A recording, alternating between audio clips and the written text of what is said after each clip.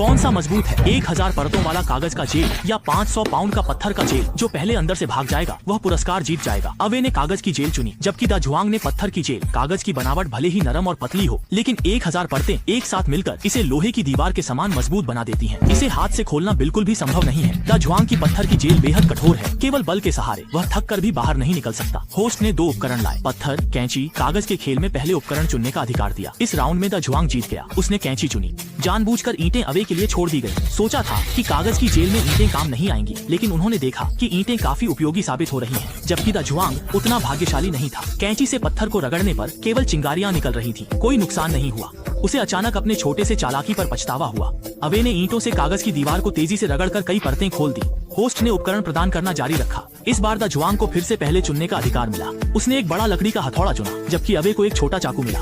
चाकू कागज की जेल को काटने के लिए उपयुक्त है। उसने कई परतें खोल दी, जबकि द जुआंग का लकड़ी का हथौड़ा बज रहा था और काटने से दर्द हो रहा था। यह मजबूत नहीं था। उसे टूटे हुए लकड़ी के टुकड़ों का उपयोग करके मारना पड़ा। कठोर पत्थर में एक दरार आ गई। द जुआंग ने एक छोटा कदम आगे बढ़ाया, जबकि अवे की कागज की दीवार 100 से अधिक परतें खोल चुकी थी, लेकिन जाते ही वह मजबूत हो गई। चाकू से उसे खोदना मुश्किल हो रहा था। देखने में साधारण कागज की जेल सोचने से कठिन है। दोनों को बस लगातार मारना है, लगातार मारना है। नए उपकरण अपने अपने जेलों में छिपे हुए हैं। होस्ट ने स्पष्ट रूप से स्थान बताया, लेकिन उन्हें निकालना न केवल समय लेता है बल्कि मेहनत भी।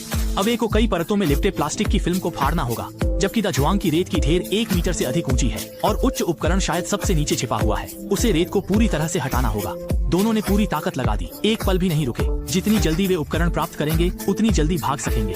अवे ने सबसे पहले पैकेज खोला और नया उपकरण प्राप्त किया। यह चाकू थोड़ा भारी है, यह अच्छा काम करेगा। अवे ने दीवार पर एक नई परत खींची, जो यह दर्शाता है कि उसने 200 से अधिक परतें खोल दी हैं, जबकि द जुआंग ने अभी तक आधी रेत भी नहीं निकाली है। उसके हाथ और पानी का उपयोग करना मुश्किल हो रहा है। नीचे की रेत और भी कठिनाई से बाहर आ रही है। वह थोड़ी पागलपन में है। उसने पैरों से बक्से को लात मारी और गिरती हुई रेत चारों ओर बिखर गई। अगर पहले ही पता चल जाता तो इतनी मेहनत नहीं करनी पड़ती। द जुआंग ने रेत के ढेर को बेताबी से खोदते हुए आखिरकार एक हथौड़ा ढूंढ लिया। बिना किसी रुकावट के उसने सीधे दीवार पर वार किया। पत्थर एक एक करके गिरने लगे। वह थक कर लाल हो गया, लेकिन हार मानने को तैयार नहीं था। यह तो पुरुषों के बीच की लड़ाई थी, लेकिन उपकरण कमजोर थे। जल्दी ही उसे रिटायर होना पड़ा। उसने केवल हैंडल का उपयोग करके मारना जारी रखा। अच्छी बात यह थी कि टूटे हुए पत्थरों का कोई सहारा नहीं था, इसलिए एक परत को तोड़ना बहुत आसान हो गया। अंदर का पत्थर बेकार हो गया। अवे की दीवार मोटी और मजबूत थी। जितनी अधिक उसने खोली उतनी ही अधिक परेशानी बढ़ती गई। बगल के फाइबर को कैसे साफ किया जाए?